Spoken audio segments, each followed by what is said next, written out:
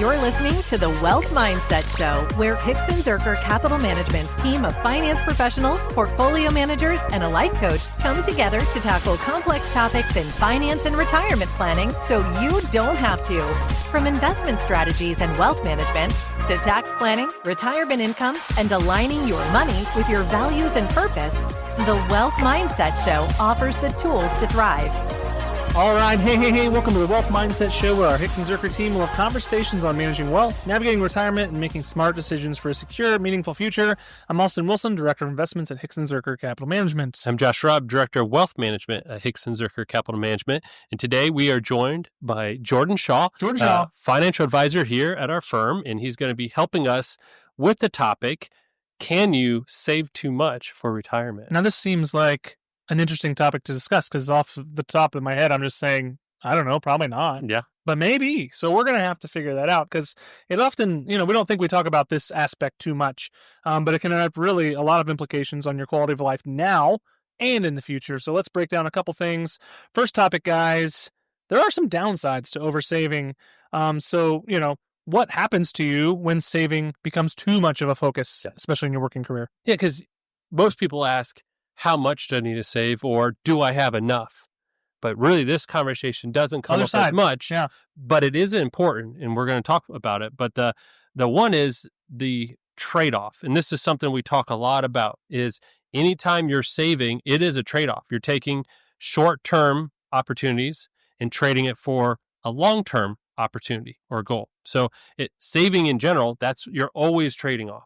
So at some point, that trade-off is no longer worth it. And that's the dilemma, is the sacrifice between that long-term security of having enough and missed opportunities of right now. And then I guess one thing to think about is that when you're giving that up now, you're often choosing, like you said, you're delaying that gratification. But that frugality can limit your present-day enjoyment. So maybe you're not going to go on a vacation this year, or as big of one, or drive as fancy of a car, or big of a house, or help your kids with XYZ. There's a lot of different things you can choose not to do today.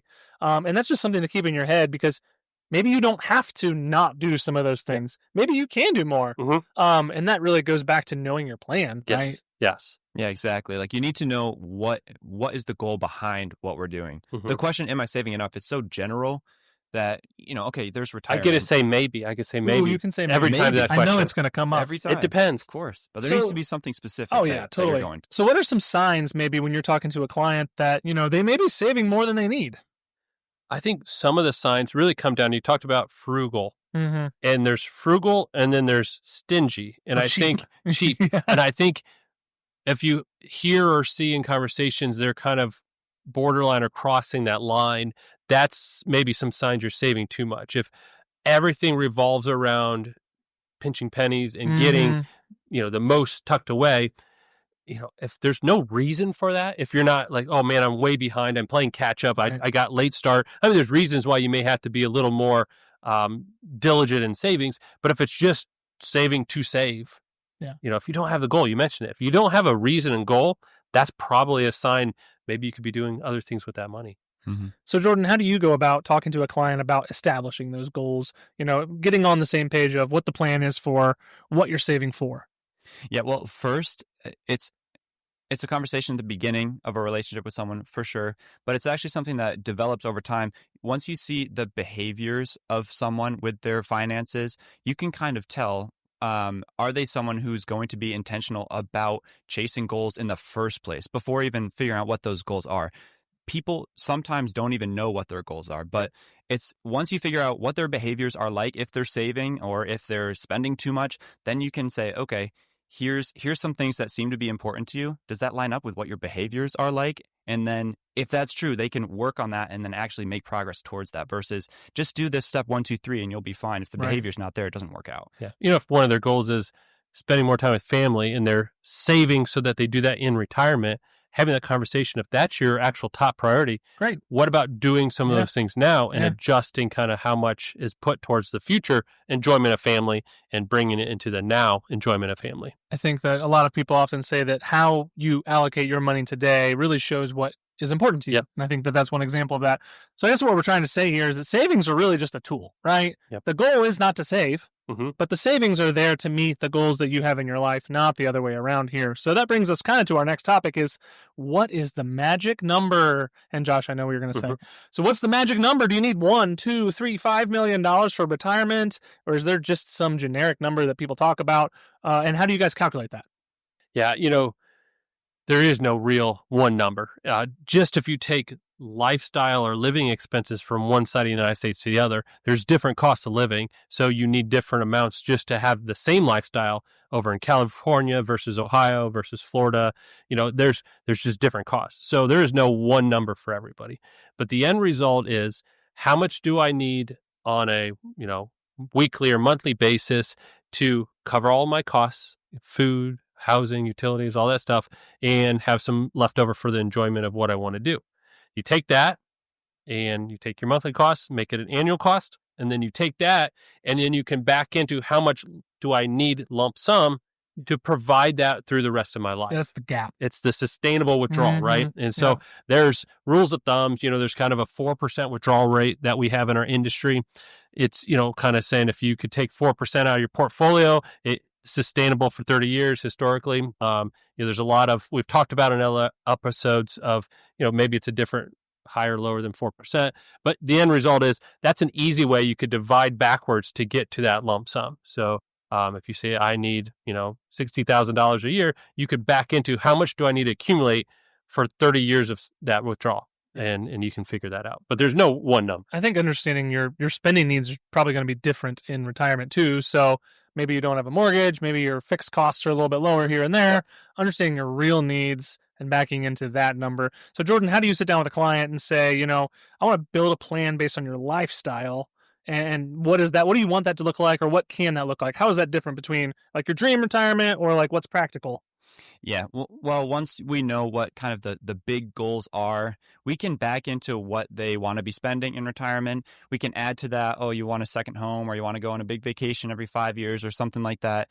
But another key component there is how willing are you to take on enough risk in your portfolio to allow that number and that withdrawal rate to sustain you? Because you might have the same number for two different people, but if person A is more invested in bonds, or heaven forbid, like all cash or something like that, it's not going to work out for 30 plus years as someone who's more invested in the market. So that's another big piece there that you talk through, and you make sure that people understand you need to be willing to allow for some growth in that portfolio when you want to hit all these big goals in retirement. Yeah. Let's talk about the opportunity cost. And opportunity cost is something that you're giving up, right? It's potential giving up for future gain is what we talked about earlier. So there are things we talked about you missing out on if you oversave today. So let's talk about some of those ideas. What good and what challenges can there be when you delay some spending today for the future? Yeah, and the biggest one is spending now gives you immediate results, whether it's for me or for someone else, right? If I spend on a vacation for the family, we all get immediate enjoyment out of that. If I donate to a cause, they get immediate enjoyment from that donation.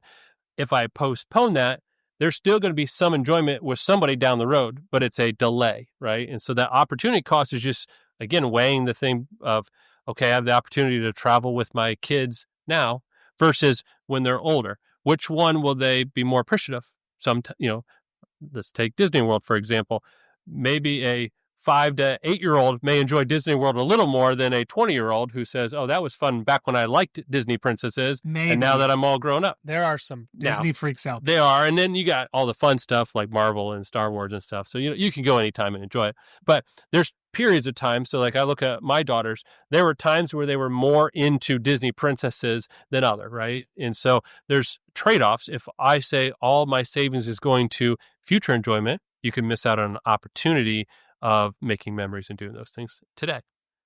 And there's always, you may not be, if you're concerned about spending too much and you're trying to save, you're always spending something. You might not be spending money, but you're spending time. And if you're not spending your time in a way that is adding to the enjoyment of your life, and you're hitting other, like maybe not financial, but other goals in your life, relational goals, just time goals that you want to look back and say, okay, that was a year well spent or a decade well spent.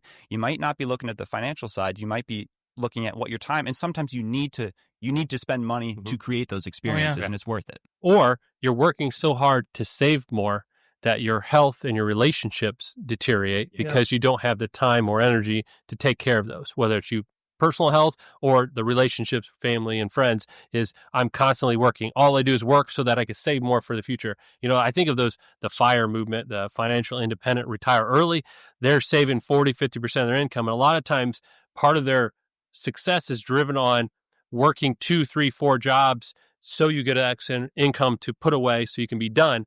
Well, I don't know. What's the long-term impact on, in a sense, neglecting your health for 2 decades so that you can retire and be done at 40? A 50-year retirement. But yet you're completely worn out at that point. There's always trade-offs, again, on what you're doing. So a lot of people that we talk to are focused on leaving a legacy with their finances, thinking ahead for the next generations, leaving some money to family is usually what happens there, or other causes or whatever.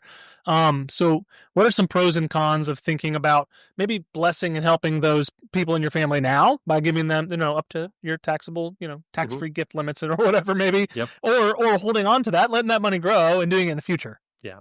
And again, it's always a trade-off. There may be opportunities to bless others now, which you don't have. But there's always a trade-off, because the unknowns is, what if there's a reason I may need that later and I've already given it away? And so that's one of the harder ones is, if you're very passionate about something, then by all means, get involved and start contributing now. Yeah. If you are just looking at giving money away because that's what you heard or thought you should do, maybe there's a better approach to it. I don't know. But, when it comes to blessing others and with your kids or whoever, there's estate planning. There's a lot of reasons why you maybe shift money around. But again, you got to do it for a purpose. You got to have a plan and have a reason for that. I also think that needs are different too. So like a couple $1,000s when someone is a young family just getting started is more valuable to them than $20,000, $30,000, $50,000 is 20, 30 years down the road. 60 or 70 years old themselves. Right. So I think that that's something to think about too, is like, when could a little bit go a long way in terms of helping someone in my family or whatever? Have you ever thought about how your financial choices reflect what truly matters to you? At Hixson Zerker Capital Management, we believe that integrating your values and dreams with your financial future is key to achieving peace of mind and confidence. When you engage in deep conversations with us, you'll start to see how your money can support the things that matter the most in your life. Our holistic approach means that your financial plan is more than just numbers. It's a personalized blueprint that evolves with you. You'll have a dedicated team of professionals tailored to your unique needs, all focused on crafting an investment portfolio designed to help you achieve your specific goals. Plus, our on-staff retirement life coach offers guidance to empower you toward a fulfilling retirement that goes beyond just financial security. Ready to transform your relationship with money? Join us at hzcapital.com and let's embark on this journey together. Now, back to the show. Let's talk about next a purpose-driven approach to retirement savings. So let's think about, what if we shifted our focus from the accumulation phase and we're trying to accumulate, save, to more of an intentional living, way of doing things here. So talk a little bit about how that impacts your saving for retirement needs, your bucket list goals, and people that you need to keep in the loop as you're making these plans. I like this question because a lot of times what we see is people who are so intentional about saving. They're worried about not having enough. Like we said at the beginning, it is so difficult to transition once you hit that where you do have enough, and now you need to start drawing from your portfolio and spending the money to support your lifestyle. It's so hard to change that mentality in retirement. So if you can work on that earlier, then it makes it so much easier in that transition where you're saying, okay, I am being intentional about what I'm saving, but it has a purpose, like we've talked about.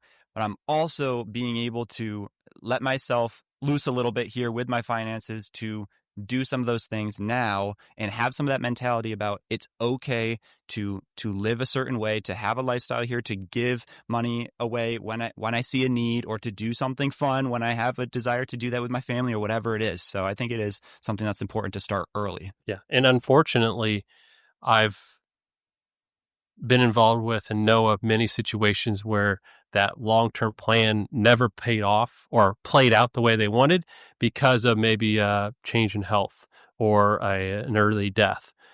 And that's, to me, is the biggest thing of all this is saving too much or postponing everything for a future which is unknown, right? Oh, yeah. We don't know how long we're going to be here on Earth. And so I'm a big proponent now of that moderation between saving and preparing and being a good steward for your family in the future, but also making sure you're enjoying and doing those things now, because there is no future. And I mean, there's just story after story that is just sad of people who had all these plans and then something changes and they can't. And they, what I hear is, oh, I wish I would have done more while we were younger or while we were working when we had the ability. And that's, to me, one of the saddest things is just that they didn't take those opportunities. They didn't take that trade-off of time versus the savings.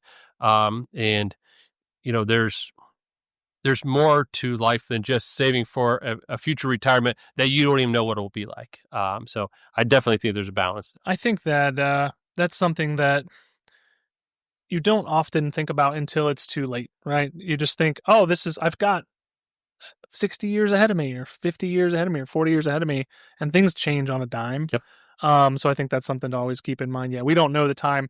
Josh, talk a little bit about how working with some expert in determining the non-financial side of things and that impact may help you with your goals. Yeah, it's twofold, right? Jordan has mentioned it. Like, you need a financial advisor, someone to help you build a plan on how much you need to save. And you could save above that, which just enhances your retirement or speeds up the process. But you also need to be talking with someone from the non-financial side. And we talked about the life coach. We've had Scott Miller here on our podcast with us. Someone who can help you balance and judge kind of those values and purpose side to say, what could you be doing today versus postponing till later? And some of it costs money. And so trade-off of savings versus utilizing some of that for the today that gives you more purpose in life. So here's a question, putting you both on the spot. You're my financial advisor, experts in my life, guys. So when do you adjust the plan, right? How do you know it is time to say, okay, I did a good job. I was really aggressive with my saving. Now I can kind of pull back and just live life a little bit. Yeah. When you have a plan, you don't have to wait to the end to see if you got there. You can know if you're on track. Yeah. And if I'm on track, I can make that kind of let off the gas a little bit, make sure I'm still doing what I need to do, but I don't have to go beyond if I caught back up to where I need to be. But again, there's always the unknown. So it's kind of this back and forth of, how am I doing now? What do I see coming? How consistent is my job? Am I worried about cash flow changes? All those things. But in general, if you're hitting your goals, that's a good indicator. You can probably make those adjustments. What do you think? Yeah, the tools are there for a reason, right? Like, to tell you if you're on track. With working with an advisor can help you see, okay, am I doing everything that I need to? Like, there is value there, and we're not saying here to, spend. You don't need to save for retirement. Obviously, you 100% do, and most people would fall on the side of you need to spend or save a little bit more, right? But the tools are there, and once you realize, okay, I am constantly thinking to myself, I just feel like sacrifice. Maybe you don't have to sacrifice all the time. If you're constantly feeling like you're not doing enough in your life to add value, all you're doing is saving money, and it really looks like you're on track or maybe even better than on track, then that's definitely a conversation to have and start making some adjustments here, and it also matters, how far out from retirement are you, right? Because the younger you are, it's more important to establish those behaviors of saving. Right. But if you've been doing that for a long time and retirement's not too far away, or it's maybe a decade or so away, like, you might have more freedom than you realize. Right. Yep. And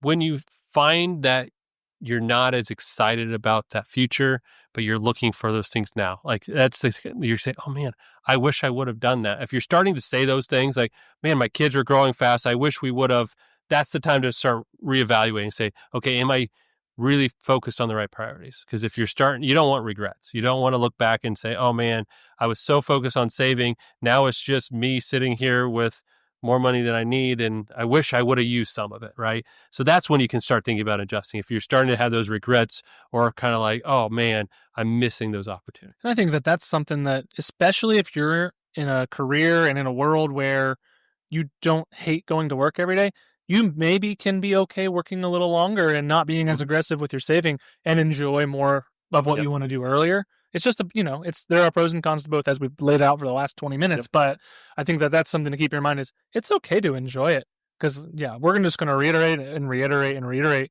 You don't know how long you got. No. So, spend the time with your loved ones and do things that you enjoy as much as you can. Yep. Realistically, while still saving. Yeah. Got to be saving too. But that is kind of what we are talking about today. Thanks for listening. Thanks, Jordan, for joining. I will say, as we're wrapping up today, one of the advisors had a conversation and the client said, tomorrow isn't promised. That was their words because they had a health issue in the family.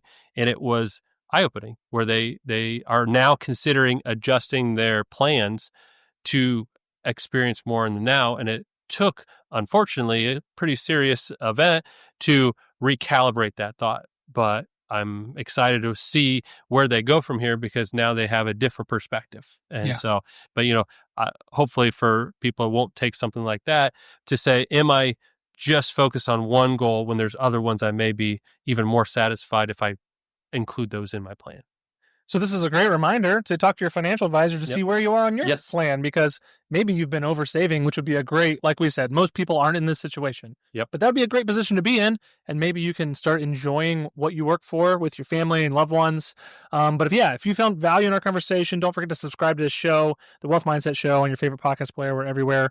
And then you can visit us at thewealthmindsetshow.com for more resources. If you're ready to invest with us, or you think that we might be a good fit as your financial advisor, go ahead and check us out at hzcapital.com. We'd love for you to take a look there. And then don't forget, follow us on all social media platforms. We're pretty active there, and a good way to keep in touch as well. So again, thanks, Jordan, for being here, and we'll catch up here real soon. Thanks. Talk to you later. Bye. Thank you for joining us at the Wealth Mindset Show, where we tackle the complexities of finance and life planning to help you align your wealth with your values. We hope today's conversation provided value and clarity as you navigate your financial journey.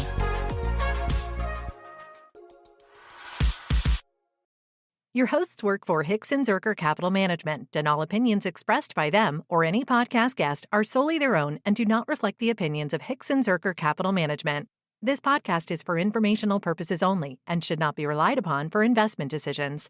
Clients of Hickson Zerker Capital Management may maintain positions in the securities discussed in this podcast.